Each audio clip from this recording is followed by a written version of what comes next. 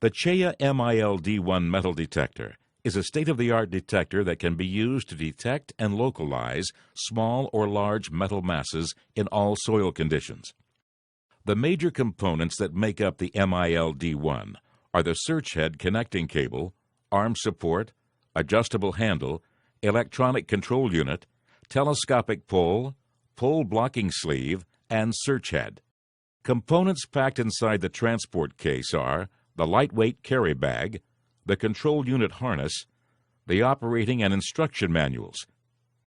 In the lower section, we have the upper staff assembly, including the search head connector, arm support, handle, and pole blocking sleeve. This is also connected to the telescopic pole and search head. Other packed components include the earphone assembly, earphone clip for attaching the earphone to PPE, electronic control unit, spares set, securing bolt and arm support belt, batteries, and the reference sample.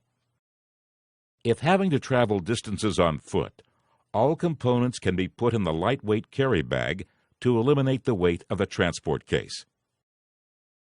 This diagram illustrates the basic concept of the operation of the MIL-D1 detector. The electronics unit generates an electromagnetic field through the search head.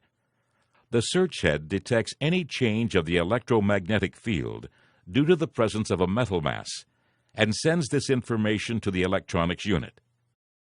When the signal is received, an acoustic alarm is activated. Taking a closer look at the controls located on the electronic control unit. There is a sensitivity control. The red dot is the sensitivity reference setting used during startup verification.